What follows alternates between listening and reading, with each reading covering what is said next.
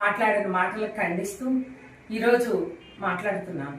వావిలాల సరళాదేవి, మాజీ చేనేత corporation chairman. Amarnath గారు, మీరు వంగలపూడి అనిత గారి గురించి మాట్లాడిన మాటలు ఎంత అనుచిత వ్యాఖ్యలో మీకు ఇప్పటికీ అర్థమై ఉంటుంది. మీరు మాట్లాడిన క్షణం నుంచి ఇప్పటి వరకు రాష్ట్రం నలుమూలల నుంచి ప్రతి మహిళ కూడా స్పందిస్తూ చీకొడుతూ మీకు అనేక సవరణలతోటి మీకు అనేక హెచ్చరికలు జారీ చేస్తున్నారు. దాన్ని బట్టి మీకు అర్థమైంది ఏంటి?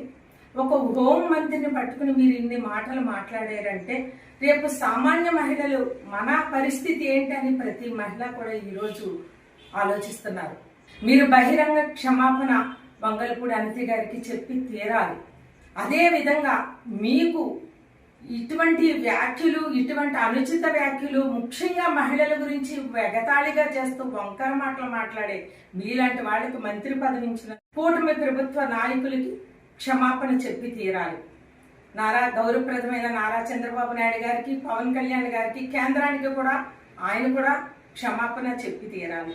లేని పరిస్థితుల్లో ఇది ఉధృతమై మహిళలందరూ కూడా ఇంటి నుంచి మిమ్మల్ని లాక్కొచ్చి చెంపదెబ్బ కొట్టే పరిస్థితి ఏర్పడుతుందని మీకు తెలియజేస్తున్నాను. మీకు బుద్ధి చెప్పవలసింది మీ మాజీ ముఖ్యమంత్రి జగన్మోహన్ రెడ్డి గారు.